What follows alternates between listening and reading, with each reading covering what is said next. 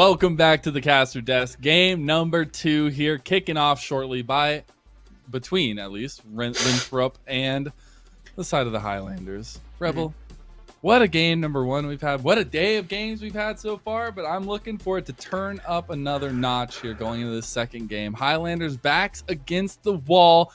As you heard Cubby say, they want to win. They know that this is a tough challenge. At least it is up until Winthrop's point, but they need to find advantages in this draft, especially no change-up of sides. We still have Winthrop there on the blue side, Highlanders on the red, as we do dive into this one.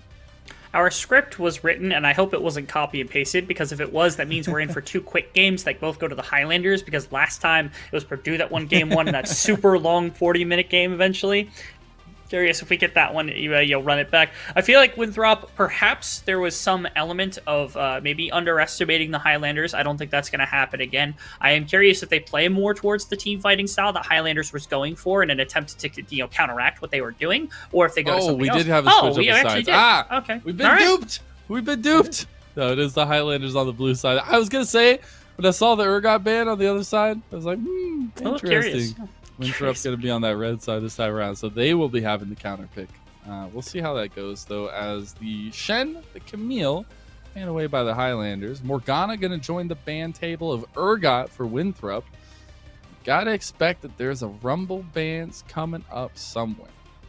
Maybe. It feels like something Highlanders they would have to ban, only because it's on blue side. I don't know that they play it. It is possible. At least I haven't seen it in too much of what they played before. Although obviously every jungler should be comfortable with it, because it's not like the most obscenely driven. And yeah, you see Winthrop have to. They're forced to ban that one away out of just preservation of their own sanity, not having to worry about a rumble, especially a team fighting team with a rumble, because that's just a recipe for disaster right there. Definitely don't want to go into something along those lines. Let those trap jaws shut. But it will not be so this time. We will not see Rumble today unless we get a game 3 and maybe it makes it through there. But it is, yet again, another first pick jinx.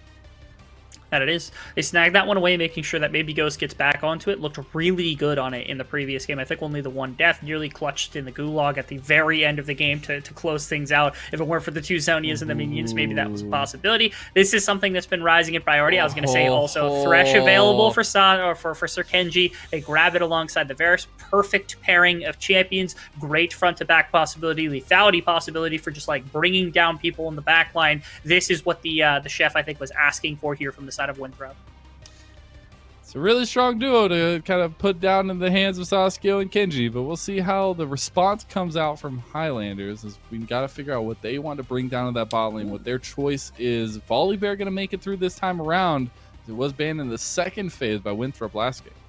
I do believe that's a pretty solid flex pick between both Damlos and Gohan, where Gohan will play it into any matchup in the same way that you used to play Renekton, where it just beats anything in the laning phase, and it scales pretty well as a frontliner as opposed to other things, but it also gives the flexibility into the jungle position, where this was something that they were going to as a counteract to Hecarim into Udyr, and it didn't lose a bunch of its strength. It lost a little bit in terms of the E clear speed and things of that, but it's still workable, I think, even into AP junglers who require a little bit of AP to get going. You have a lot of dueling potential, and your clear speed is still respectable enough to stay relevant within a game. So I love the Udyr possibility, or my apologies, the Volibear possibility is the flex pick here from the side of Highlanders. As another pick that made it through that is not, banned away in the first phase is the Gnar. That's going to come on to hybrids. So we get a little top lane presence of the Gnar finally. The last pick of the first phase, though, for the Highlanders was Nautilus. They got themselves that strong duo composition down there. A lot of CC there with the Nautilus as well. A lot of follow-up with the Jinx. And they're setting themselves up pretty in the bot lane. But I do really like the presence already by Winthrop with this Gnar, with this Thresh Varus lane, especially with Sasuke's been playing, or how he's been playing, and the Varus being so strong now in the meta. We'll have to see. As Victor is actually the one that gets banned away by Winthrop in the second phase. Yeah, so the reason why I think is that they're prepping for what will be a blind pick mid laner for Doxa. So that means that they're going to go to a top laner here on their R4, or actually they already did. So that means that they're going to respond with jungler most likely. I guess it just depends. I would ban Victor specifically if you were trying to take away blind pick mid laners, which implies to me that they're going to go for the final pick being that mid laner. But it just depends. I don't know. Maybe they get good information or something. Maybe they're predicting something that's going to be the case. On the opposite side, they're taking away champions that Doxa can affect the map with, as you can tell. I'm guessing they're anticipating a change up of strategy where they get a lot more aggressive and a lot more early tempo. Zoe also pulled off the board, making sure that that comfort's not there for Asian Knight. Didn't have the best farming, don't get me wrong, but was incredible with some of the bubbles and made some very big impacts in team fights with that champion nonetheless. That's the biggest thing you got to watch out for, as Oriana was the last banned by the Highlanders. This is a pick that was banned away last game, away from Doxa, was the Zed. See if he wants to pick it up this time around, and which would mean that would be really interesting to see how that jungle path or the jungle pans out as the last pick. I like that a lot. But I would still like to see this flexibility rather, as the Nocturne is the 4th pick for Winthrop. Yeah, they picked this. You can press E onto Volibear even when he jumps in, and it can still fear him. You can put it into mid lane in the right circumstances. You're not likely to put Gnar into the mid lane, but for the most part, it is at least a solo laner that can be considered to be swapped in some circumstances. And so right here, I love the snag of the likes of the Nocturne, as it's still flexible, doesn't give away too much information, but likely goes to jungle. But the snag away also from the side of the Highlanders to grab Sylas against a Gnar is humongous. They're just tempting me with all these wonderful champions with the Heimerdinger and the Yi and everything else to come out. They're just going to swap to the Graves, so it is going to be Volibear top lane. Yeah, so Domlos Gaming going to get the Graves. Already seen some good performance from the Highlanders on this pick. Has the Sylas with it as well, so a lot of flexibility in that fashion, at least in the ultimate steals. We'll see what the mid lane matchup ends up being, as that Nocturne more than likely going to be in the jungle this time around for Frost Forest. A little bit different take than game number 1, but still can be effective. Still one of those junglers that needs to get ahead early, I feel like, or you fall off a cliff. And it will be the Rise as the last pick for Winthrop. Yeah, so the Rise is just a pure counter pick to the likes of the Sylas. At that point, you had full information, so you know Volibear is going top lane, Graves going in the jungle, unless they're doing something really, really funky, where you throw Graves into a solo lane, which has happened before, but it's a little too far out for at least this level of competition, I think. But Rise has been really good into Sylas for multiple reasons. The first one being, obviously, being a mage, having good wave clear, being able to control, and having that root also from medium range means it's difficult for Sylas to duel. The other one is that Rise's ultimate is useless, which means that Sylas will never take it. So you've taken away one. It's not useless, obviously, but it's not something that Sylas is going to put a bunch of priority into for the most part. Is useless. Done. I'm allowed to say that. I have like 700,000 mastery points on Rise, all right? I'm allowed to say that. Okay. All right, bro. All right. Well, yeah, cool with the flex, okay? Yeah. I'm kind of give people the idea that I at least know how to play the champion, so I'm allowed to call the ultimate useless. But Sylas isn't perfect in that regard. You can duel with the Sylas for the most part, where like Sylas can take aggressive trades, but for the most part, during this game, you're going to be looking heavily to team fight yet again, especially with a Gnar ultimate, because Sylas with Gnar ultimate is obscenely ridiculously strong.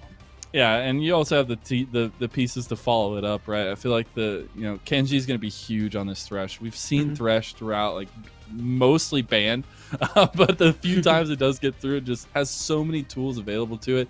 Against the Nautilus, right, it's going to be an interesting give and take down in the bot lane. I think that's going to lean a lot to what we see in that early objective control that we saw last game, and especially how that kind of leans to these jungle pathings and where they want to go to. But other than that, you're really looking at these solo lanes. You're looking across the map in other areas to get the leads for both of these teams. I feel like both of them definitely going to be butting heads early on in the game, and especially trying to find the lead for Frost Forest on the Nocturne, because you do not want to just become that paranoia bot.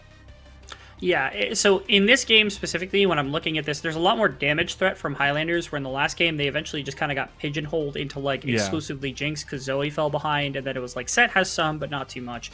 But for the most part, in this game, you have, like, 3 legitimate damage threats, if not 4, if the Volibear decides to go for a little bit more damage, which is possible as well. But for the most part, will likely just be the frontliner. On the opposite side, if you're playing lethality, Varus, then you've got really good area for Rise to work front to back, even though it's kind of tough to get through Volibear. You've got a lot of targets that you can you just burst down if you go glass cannon rise. If you're going front to back style with the likes of Saskia, it's slow and it's a little harder to go for. So especially when you're looking at like Silas and Jinx and Graves, who have a bunch of damage in just a single instant, single pop. You W auto from a Silas alongside with like an ultimate from something like Graves can pop a squishy champion extremely quickly, and they don't have the greatest front line here on the side of Winthrop. So you've got like Nars in front of them, but if it's mini Nars, it's hard to go for. So it's more like they're diving into this comp that's been designed by Highlanders with the combination of Nocturne, the combination of Gnar, and then they're moving forward, also putting pressure on with like their backliners. I think it should be lethality Vera specifically in this game for that reason. And Highlanders, they've got a bunch of damage, but they're reliant on sitting behind Gohan and Hot Ruffles and allowing themselves to just like push forward as a 5-man unit during the course of the fight. So we're not going to be getting a bunch of these crazy like super dive antics or these different flank angles. We're likely just going to be seeing these two teams just smash heads into each other, and the only people that like have a difference made to be talked about is Frost Force and Hybrids getting into this backline, trying to put these damage threats into a wall or stun them or something to allow Doxa and Saskia some range to work with. I will say that when you look at like the full on, I'm jumping in here, Winthrop is taking the engage, they got the paranoia, they're going on the back line. Like, I do feel like you got a pretty heavy turtle comp from Highlanders if they want to. If they want to fall back on that, if they try to peel for their members, right? You're not going to have those ins necessarily for Winthrop that they need to pick off some of these members to really take those fights. So it's going to be a lot of that positioning around the team fights, especially if we're going to be seeing that earlier on, if we're going to be getting a little bit later in the game when we see that those fights happen, and especially like who's getting the gold. I feel like that has been so important in this one, but especially with the compositions we have, these members, these champions themselves do so well with just a little influx of gold pretty much across the board. So it's going to be a lot of who gets that power early and who's able to utilize it. I really want to see a lot of pressure put onto Gohan because I'm worried about what happens in this game. So if you look at like what dive is versus like what dive is on the opposite side, if you have Volibear jumping in on one side and you have like Gnar and Nocturne jumping in on the other side, it's very clear, especially with the triple damage threat and very triple high burst damage triple threat. It's possible that Nocturne and Gnar just don't get enough done in the middle of their dive potential without like a perfect Gnar ultimate into a wall. That Volibear stalls for enough time. And if you have like lethality Varus, sure, he's going to do some great damage into the backline, do some poke, things like that. That's what I want to see. But if you don't go for the on hit, it's a lot harder for Rise to burn through that massive health bar if Gohan is doing well in the forward of the game. So what I would like to see specifically is either go for that on hit and then go for a bit tankier of like a Gnar build, try to stall things out and work your way front to back faster by just using that like mixed damage on hit of Varus with Rise to burst down the Volibear, or you put a bunch of pressure in and like you said, you pay a bit more of a peel style, make sure that Gohan is shut out of the earlier stages of the game by putting ganks and stuff. So keep your eyes on the pathing specifically from Frost Force, because I think shutting out the Volibear makes this game much easier, like far dramatically easier to play, especially in the 5-on-5, which is what Highlanders go for again and again for the side of Winthrop. Yeah, and that's something we also haven't seen too much of, like that full-on focus towards top lane. We get some like, fights here or there, some influence from the junglers here or there, but I feel like this one is going to be super important in how they want to play that early game, and especially like in the way that the movement for at least Frost Force is going to be. I know I've talked about it a lot, but Nocturnes are very sink or swim for me all the time. Like it's just one of those champions, man. You do really good, you're like, why is Nocturne a champion? Why do I have to deal with this paranoia all the time? Why do I have to deal with the backline dive? But then you get those couple Nocturnes, they're like, okay, they're 0-4. Their paranoia is just there for a little bit. It's fine. It's just dark. You put up a light, you're good. And especially with the way that we saw the Highlanders playing last game and how they played it out, like I am so ready to see some of this mechanical play and this map movement come out from this squad who has looked so good against one of the top teams. That they have. They clearly have changed a bit of their strategy coming into this one, where normally they were typically a bit more relaxed coming into laning phase, letting things kind of come to them and taking fights where they can find clustered fights. But in this one, they have been a lot more proactive. And one of the things I'm paying attention to very heavily is actually the TP usage from Gohan. Last game, it was really good for attacking bottom lane and shutting out Saskia to some extent, or trying to put Saskia in a bit of a dumpster. Same thing could happen this game. If Varus is not really there, then like Rise is going to have to do a bunch of your work. So if you put a very hefty frontliner in front of that Rise, all of a sudden all of your damage is shut out. Varus isn't going to be able to do enough. And to me, that's where Gohan's real strength actually comes in at, is being able to generate some of these dive plays with this ultimate, the effective use of shutting down the turret, making that dive happen. Hybrids, Thank you so much. I talk about this all the time in collegiate. You don't sit in the tri-brush, you sit in the river so that you can see them coming from either direction. And guess where he's at? He's in the river, he sees them coming, and he simply walks away. If you sit in tri-brush, you get killed or you have to burn flash right there. But thankfully, Hybrids, he's watched enough of me talk about it that he is going to be prepared. That's right. I'm the only person who knows this, and I am a genius. Yes. Professor Rebel back in class here. All good for the collegiate season. Never mind.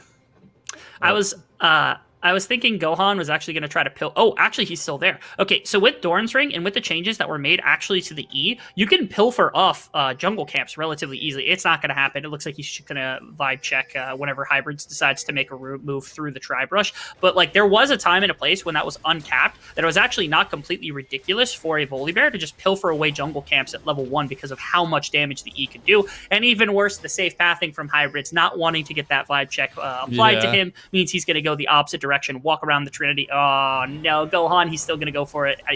Oh, he got him. Okay, that's good. Hey, he did. Got a little bit of damage there. He's getting baited right now, Gohan. I'm just saying. Just walk away. He's getting real hard baited by Hybrids. Bot lane, Kenji's getting baited by Hot Ruffles. Goes in with the dredge line. Just a little bit of level 1 trading there, but man, Gohan, I feel so bad for him. Actually, he's just a bear. Really interesting. Yeah, I'll talk about a couple of interactions we've seen so far, but keep your eyes on jungle because right now the Graves has completely pathed around red buff, which got warded very easily. Gohan, looking for some of the early level 1 damage, actually gets a good amount of damage off with those passive auto attacks as well as the E coming through onto the Gnar with a quick level 2. But Graves had to avoid the red buff very quickly. It does extend the length of time that the red buff is going to be applicable for the Graves to make it a play into topside. So I really like this. I want to see Gohan, I think after this wave, begin to start slow pushing or just slamming that wave into tower, going for like a cheater recall, looking for a play into Hybrids as soon as Domlos ends up on this top side with this Graves. It looks like it's going to be the quick smash here to try to get into the like a back in somewhere in here, unless Gohan just wants to hang around for some reason, but that feels like a mistake to me. Instead, going to walk into the jungle, throw a ward down, and cover for what will eventually be a gank with a red buff that would normally maybe be seconds from going away for Domlos Gaming. You do get that vision you were talking about. Maybe even make just going for a full gank, yeah. Just roaming bear. It's a wild animal. Feels good in the jungle. Let's see what Gohan can do. Oh! That abduct is ridiculous. There's no way. Like, we saw it on the MSI. We saw it here. This is ridiculous. That should not happen. Although Dox is doing pretty good job fine of for getting some trade back.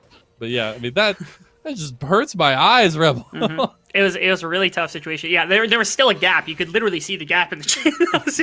Literally. Between the rise and the silence. Didn't even touch him, yeah. But Doxa was able to get out of that situation. That's the Doxa diff we like to talk about. Also, big props to Doxa because, of course, he's using the best Rise skin, which is the Zombie Rise skin. That and Primal Rise are the two that I had first, so I always call those two the best skins. And obviously making the correct decision on this one, playing the Zombie Rise. Obviously. Again, it's another meet. Yeah, there we go. Observers, thank you. You're pushing my narrative. That's what I like to see. Why do you do this, observers? I loved you until that moment. It's fine. You still love them. Our observing team is I smart. still love them. Yes, I can never go away. I just always find myself coming back to them. I do want to say, though, that I love the fact that we're getting so much roaming from these bot lanes. Because that means that we're looking at that early action, especially from Kenji and especially from Hot Ruffles, just trying to get involved in some fashion before these junglers really start to make their mark. Hybrids getting pretty low against Gohan top lane. He's going to run straight into that Stormcaller. Not going to actually do it because he flashes away. The slow won't come out. I got to give a ton of props. Actually, into mid lane. That's CC chain all day long. Doxa just didn't know that the support was going to be there. Had vision in the river as well, but Hot Ruffles makes a sneaky play.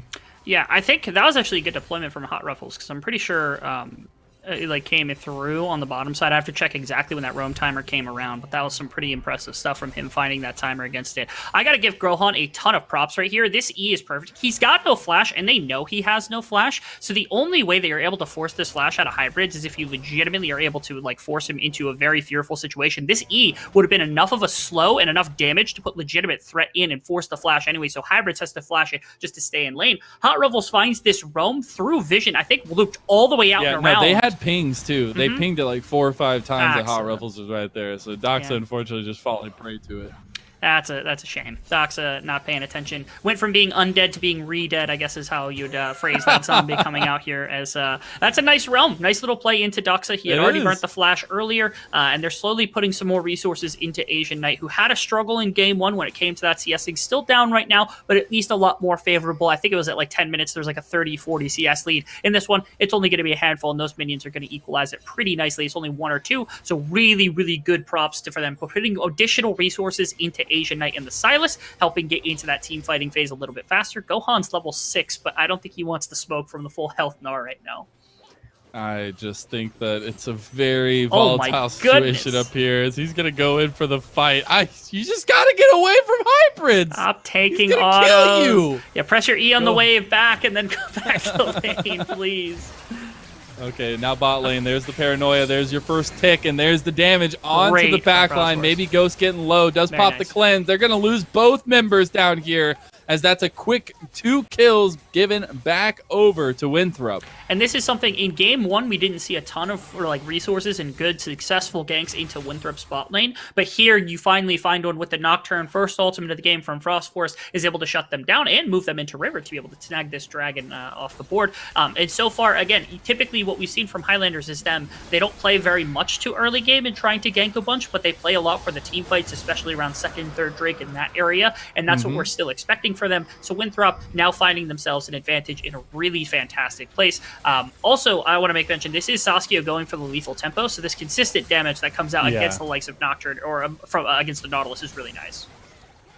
Yeah, I just think the separation here is huge, but it's just really good play calling from Winthrop as a whole. They do find on the other side of the replay, though, Hybrid's very low. There's the Realm Warp. Doxa trying to get his team out. Does not get it as he steps away. Oh, no. After all of that, Doxa, why you got to do him like that? He was waiting in the back of the pit.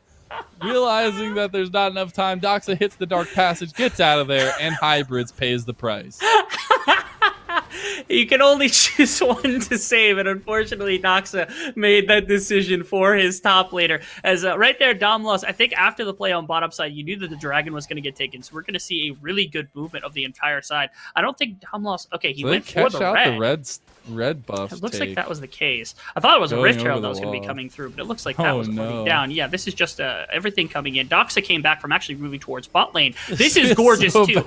Watch, Asian Knight steals the Gnar ultimate and threatens it to get out, and right there you see, of course, Doxa snatching the lantern away from the Gnar because there's no way to get over. The jump must have been coming up very quickly there to make that play call, right? And Hybrids might have been so close to surviving. Doesn't. It's just tying up the kills 2-2 right now. Gold's still in favor of Winthrop as they've gotten about a 1,000 gold lead, and they are still farming away, chugging away for Frost Force on this. At least the paranoia bot, the Nocturne, but still feeling really good as this jungler right now, stepping up the pace, stepping up that tempo.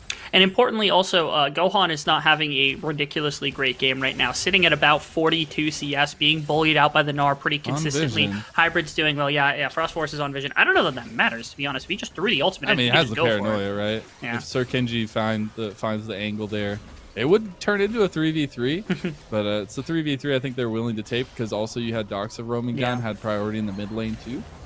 But it will just be, all's fair in love and war. We're going to take a calm moment here while we get ready for a couple more scuffles that are going to be happening around these objectives.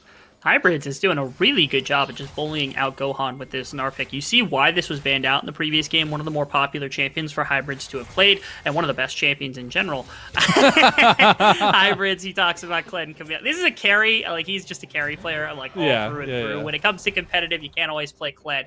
I would have loved to see that. I think that's a great champion, and it would be really cool to see. And unfortunately, of course you do, Rebel. Of course you do. You know what? That's I don't have any responses anymore to your wacky wildness. To Kled, but I can't appreciate hybrids. Knowing what's true in life. We are finally getting focused towards the top side. It's been a 1v1, fight most of the time here, but finally both teams heading up this way to really commit to an objective up here. Will be the Rift Herald. This is mildly problematic because the Gnar just went way too ham right there. He should have held that Gnar bar because he know that every time there's a neutral objective, Highlanders are willing to make the fight happen. Oh no! They immediately see Hot Ruffles. They pull the trigger. Paranoia's popped. It's going to be onto the back line. Doxa there. There's a big Mega Gnar ulti as well. as they find the Stormbringer on top of it. Gohan staying alive, but Asian Knight is not. Hybrids gets the kill. It will be the Highlanders who get the Rift Herald, but the Realm Warp comes in, brings 3 members. They're going to find the Flay from Sir Kenji. The death sentence not going to land, but the follow-up is there. Frost Force once more. The rest of the team once more, but they need to back off. They have found an advantage. They've gotten Sasuke, all the plates on bot lane as well, and it's Winthrop coming back, roaring back to a vengeance here, as Sir Kenji might have done that a little too soon. TP as well. Frost Force is going in. TP's now as well on top of it. Frost Force getting very low. Frost Force just going to go down to the shotgun, as Sir Kenji will follow very, very shortly. Is he going to give the kill over to Damn Lost Gaming? And that will be it. A double kill for the jungler for Highlander Gaming.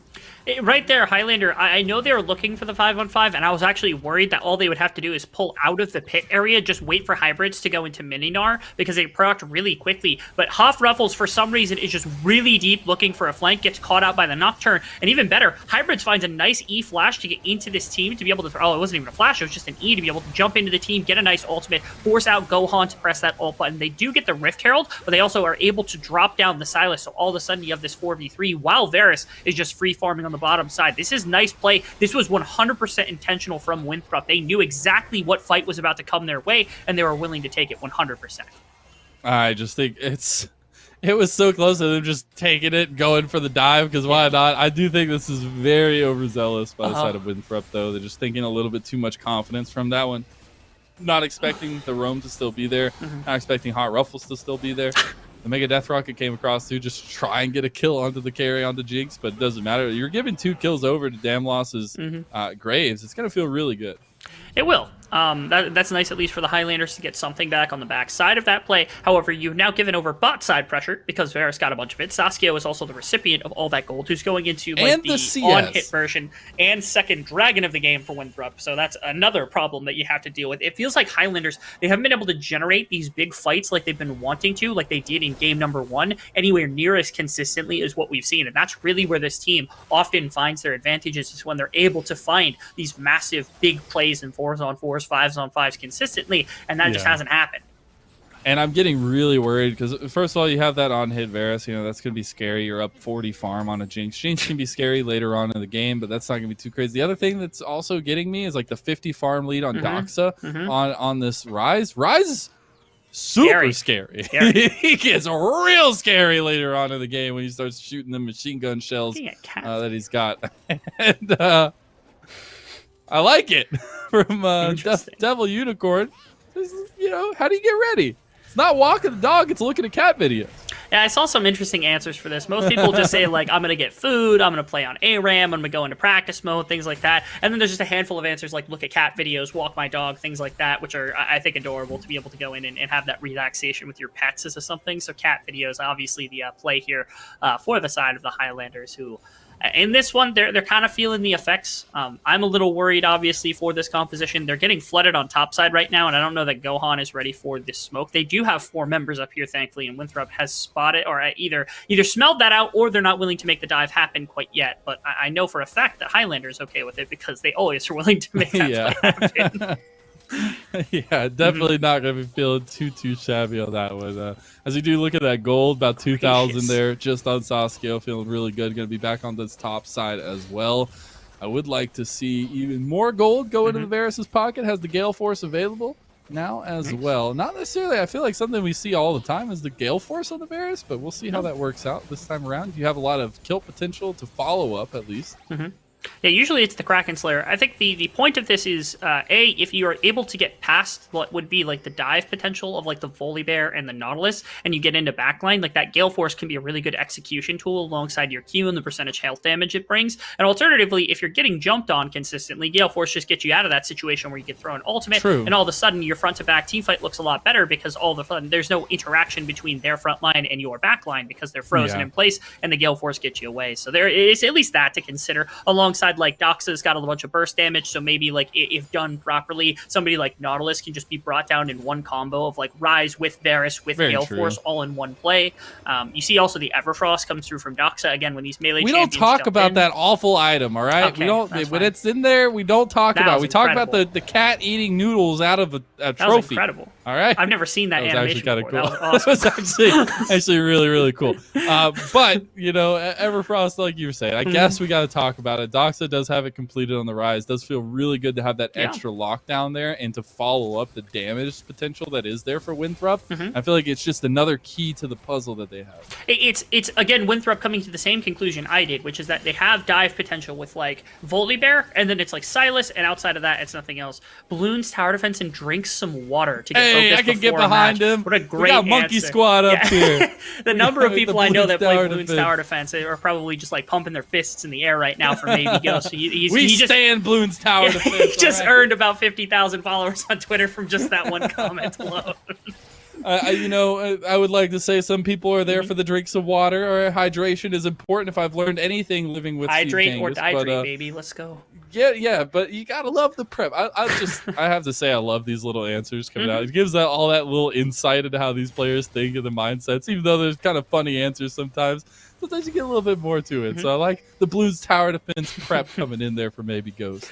That it is. I also love that they're sneaking these in at perfect times, just when they have perfect answers. Like our production team is smurfing on us one as was usual. too good. The Saskia one was amazing. That was pretty good. So it's another Rift Herald. I like almost that Highlanders understand that their team fight right now is not capable of fighting up against Winthrop, and so they're taking a bit more of a backseat role, giving over some gold, giving over some pressure on the map. That's going to be absolutely necessary. I struggle that they are ever going to come back, which is the one hard part, which is that like maybe Ghost will scale, but being down 2 kills at 40 CS when your mid laner's down 60 CS, when you don't have the gold to compete right now, I don't know that that's ever going to come back into their favor when you give over gold and early dragons. Rift Herald gets dropped because dragon's coming up in only 5 seconds. I think they're just preparing for that.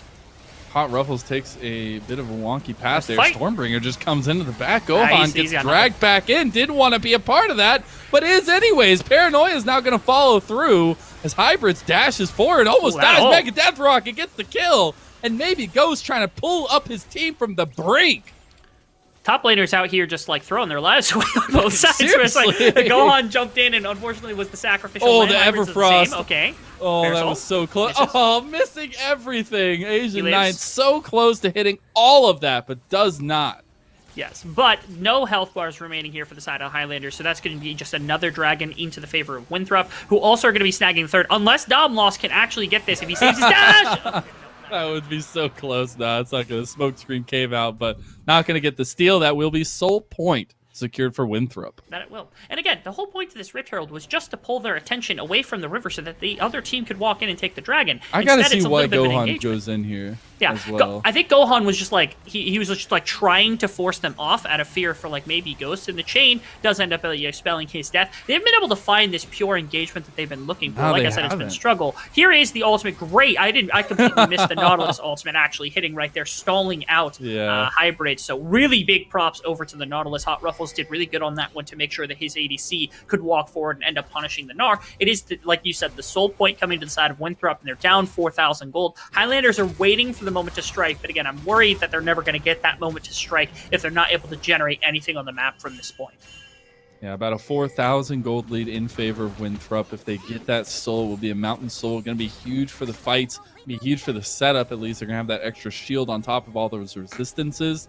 And you see the movements from Highlander, right? They were looking for that fight in front of the Dragon Pit. They didn't find it. Then it snowballs into that weird fight that we did get. Now they're looking for the plays here, looking for the picks. They do find it on Kenji, as that's going to be a big pick. The main support, one of the main shot calls, at least we've seen in this game, Kenji going out of the fight early. Pulling the trigger, making sure maybe Ghost gets a little bit of gold back into the pockets of the Jinx, one of the most important team fighters. That Hex Flash, almost good enough right there. But you got the flank here. Yeah, you had the flank the whole time for Gohan. There's the kill with the rocket. That's the second time in a row.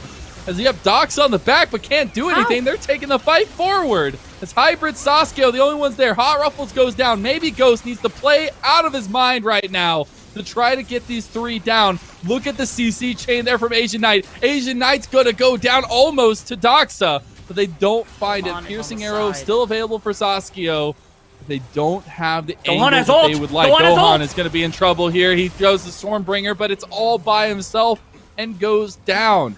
Not going to be a difference maker that you thought. I really thought that the ultimate was going to come out right there into the middle of those three members, use that damage, use that front line to finally get something in a turn for Ghost, but instead stalls way too long. Control Ward gets dropped into the brush. They're able to react to it, and Winthrop is able to respond with another kill off the back end of a fight that went pretty decently for Highlanders, but the problem is because their members died first, they're coming off the map quicker. It doesn't matter that there's vision here. There's no one to respond. Gohan has TP, but just burnt the ultimate, unfortunately, so not going to make it back in time to make sure that this is going to be a big front line for the Bully Bear. They're going to have to fight this one in a really rough situation. TP now coming in on the backside of it. Grab. You have Gohan here. Paranoia's already out. They've gotten tons of damage. Look at the damage on the back, though. They have already found one. Ow. And Asian Knight goes Ow. golden, but dies immediately after. Look at it, though. Ow. The Highlanders are streaming as Sasuke gets a kill with the piercing arrow on the backside of it, but a very confident choice coming out from Winthrop to start the Baron, and they lose the fight that ensues. Okay, there's no way. Okay, if they're able to snag this Baron, this is going to be humongous for their team to be able to turn things because it They might don't give have the them health pressure bars. to compete for the Dragon. Oh, they go for the Dawnblast kills. goes in. He barely misses the collateral damage. The Mega Death Rocket also barely misses Sasuke, but Sir Kenji and Sasuke cannot get into this pit. As Ghost needs to be really careful on the backside of it. He's got piercing arrows still available to him. Let's get that Nothing damage left to across. seal with. Baron getting very low. Nothing left. As you said, the smite comes down.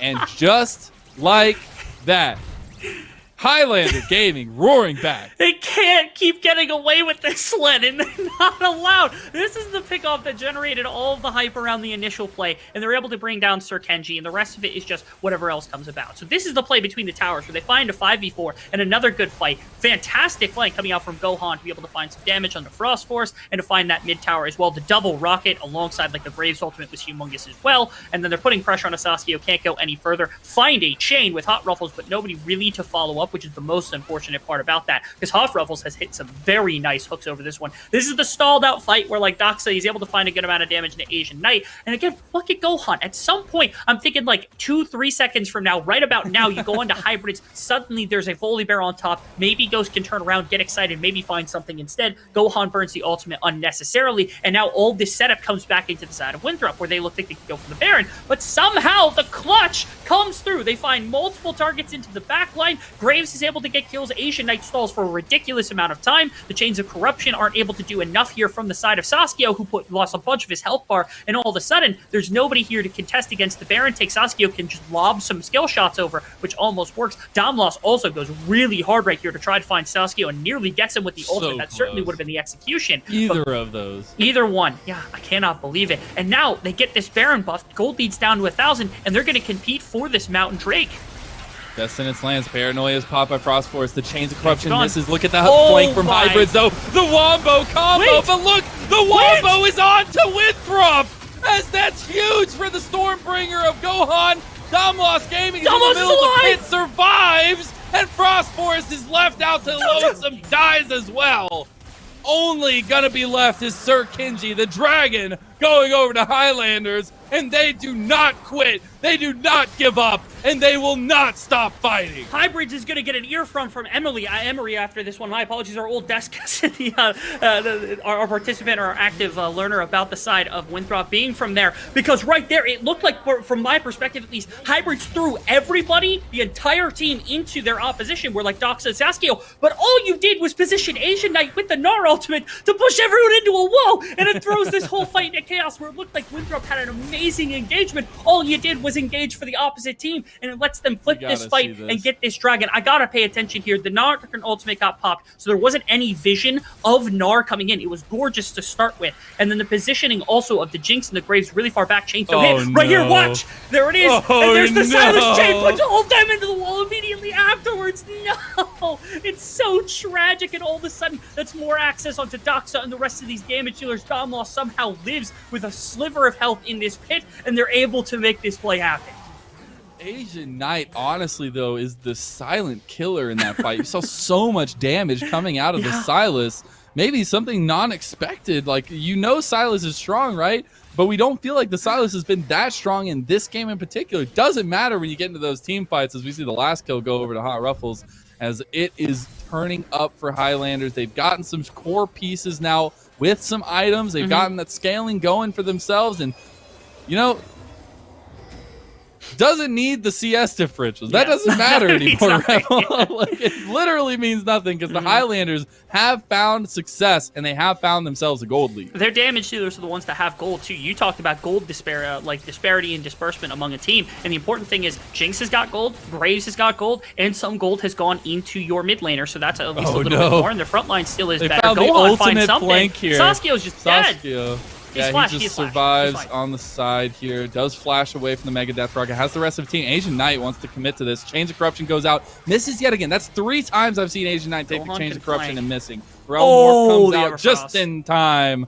They get out like bandits. Super close to being a really solid set of plays right there. I think, honestly, if Asian Knight had waited 1 more second and tried to hold the chains until that ultimate came through and they were trapped in the Rise ultimate, that could have been the defeat, but obviously might not have been done. So now Hybrid's just split pushing on the opposite side of the map. And now, all of a sudden, this went from Winthrop just kind of controlling everything to Highlands making their own aggressive plays to try to put some damage into Winthrop's team. It's ridiculous how close that these games have been and how competitive Highland has looked throughout both of these series.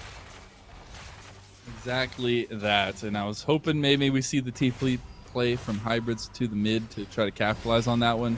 But they do not. They just get that second tier tower down there on the bot side. 4-2 in towers now. A lot of strength coming around the map for Winthrop when they do have all this strength around the map. And, Winthrop as a team have shown that Hybrids is the important part here. He's the only one we need to be talking about. But no, in all actuality, right, you're not getting a lot of those kill leads. You're not getting a ton of gold. Our observers are geniuses. As, Frost Forest does get the paranoia here on to There's Gohan. a TP they have coming a TP too. coming in on the back as well. This is a big He's gold there, losing. though. Frost Forest almost goes down, almost gets hit by the Mega Death Rocket. The will ultimate. not do so. Doxa is going to be the one that gets the kill. That was so sad. If that ultimate had been used just seconds earlier, I think, honestly, that would have just been an immediate trade kill onto Frost Force, and that's absolutely worth it for Gohan, because they burned so much right there, just trying to put aggression into the opposing top laner. This is also really strange tempo to do this at, especially because of where they're at. So normally, if Winthrop does this play specifically with TP, you have to take jungle control on the opposite side, and I almost expected them to walk in with all 5 members and just put all of their vision down in the opposing quadrant on that red side here from Highland, just to make sure that they can walk up to this dragon and make a play. But instead, they just immediately back. They just take the gold from that, which is a little strange for me. It looks like they're rotating instead towards Baron, where maybe some shenanigans is going to be had. Hex Flash, trying to find Saskio. Oh, they almost find Saskio. They do find Saskio. TP's they here have too. the TPs, but they're way late, and that's going to be one member all by themselves. Destiny comes in, but Hybrids is gone. That's a rampage for Asian Knight. No Dark Passage to save the day this time, and they start up the Baron. Highlanders keeping up the tempo. So rather than walking into the opposing quadrant and putting down vision for Dragon, they rotate into topside. They end up leaving Saskio exposed to the mid push that they didn't have at the time. And all of a sudden, and then they TP just to throw an additional member in. So now Baron buff comes into the side of Highlander, like Highlanders, and they're also going to be going for this dragon. Try to get a second dragon. Mountain Dragon is really important because it's more damage reduction, and continuing to shut out the soul point from Winthrop. How are they getting away with this again and again? They're not allowed to do this. And I'm starting to get really worried right now for Frost Forest on this Nocturne. You get to a point where you're not really that useful, and we're not seeing the team play that needs to happen as we get that replay.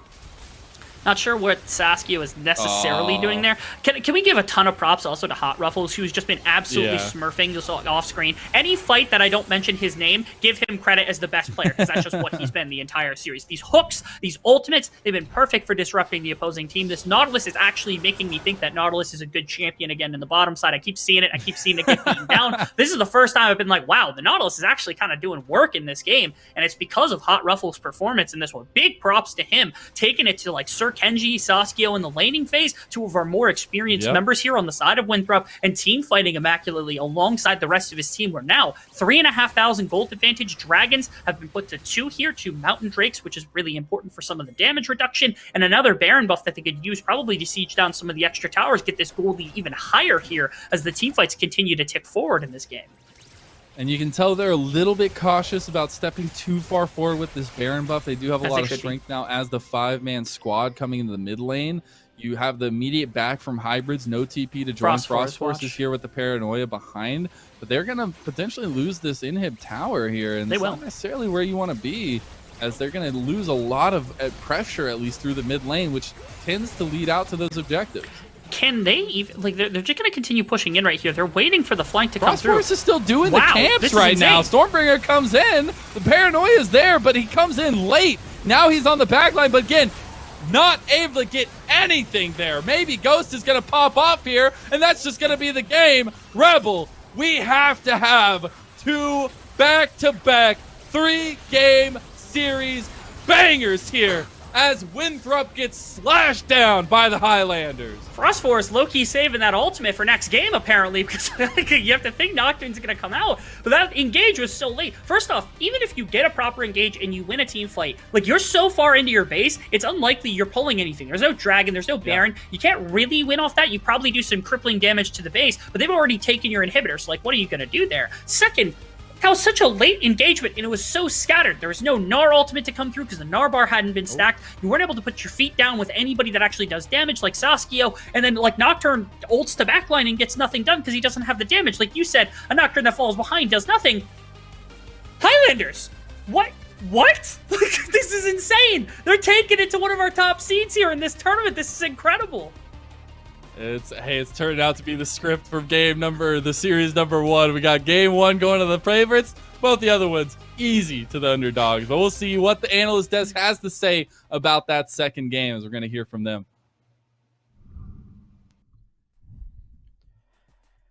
Ladies and gentlemen, we saw no series on the mainstream that went to 3 in the first week, but the round of 16 has some different plans in store for us as the Highlanders come roaring back in this game too. And honestly, we are still surprised that the game ended as fast as it did. We're like, oh my gosh, they're coming back, and boom, here we are. We're back on the desk. We have a little bit of time to talk about what happened exactly, and want to dive right into some of those replays as soon as we can, because it was a slower early game compared to what we saw in the last one, but I want to start with Mega Blaziken with a couple of these TPs. We saw a lot of trades going down early, and what ended up happening in the early game is that Winthrop funneled a lot of gold into Sasuke.